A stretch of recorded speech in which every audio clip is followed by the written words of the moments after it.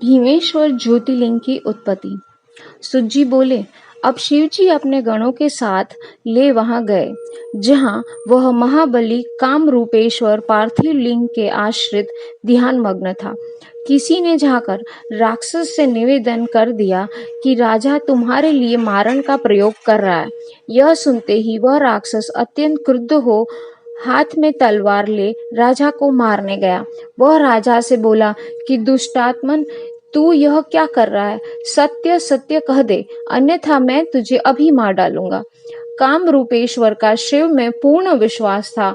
इस विश्वास को हृदय में धारण किए राजा ने मन में बड़ी भक्ति से धैर्य पूर्वक शंकर देव की प्रार्थना की और उस राक्षस का तिरस्कार करते हुए कहा कि हे राक्षसाधम, तू मुझे क्या भय दिखलाता है? मैं चराचर के स्वामी निर्विकार का उन शिव देव को भजता हूँ, जो अपने भक्तों के पालन करता है।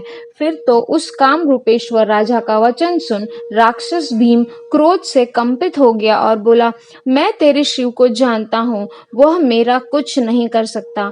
तू शिव के रूप को छोड़कर मेरी पूजा कर, अन्यथा तुझे बड़ा दंड होगा। अब उसके ऐसे वचनों को सुनकर शिव जी में दृढ़ विश्वास वाले राजा ने उनसे कहा, मैं शिव जी की पूजा को नहीं छोड़ सकता। मेरे स्वामी सर्वोच्च है, वे मुझे कदापि नहीं त्यागेंगे। राजा की ऐसी बात सुनकर उस राक्षस ने अपनी पैनी तलवार उठाकर प्रहार करना आरंभ किया, परंतु उसकी तलवार पार्थिव लिंग तक पहुंची भी न थी कि उस पार्थिव लिंग से साक्षात स्वयं शिव जी प्रकट हो गए और उन्होंने अपने को भीमेश्वर नाम से घोषित करते हुए उस राक्षस से भक्त रक्षा के अपने प्रण को कहते हुए अपना पिनाक उठा उसकी तलवार के 2 टुकड़े कर दिए।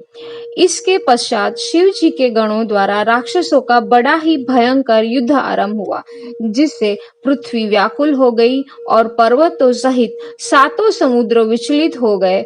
महेश्वर के क्रोधानल से जले राक्षसों के शरीर की जली भस्म संपूर्ण वन में व्याप्त हो गई, जिससे अनेक औषधियां और मनुष्यों के रूप तथा अनेकों वेश उत्पन्न हुए, जिसके लेप से भूत प्रेत और पिशाच आदि सब दूर हो जाते हैं, तथा ऐसा कोई भी कार्य नहीं है जो उस भस्म से न होता हो।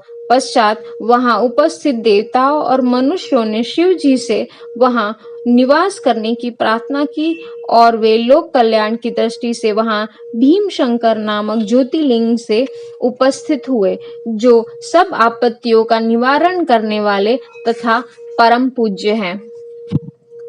ओम नमः शिवाय।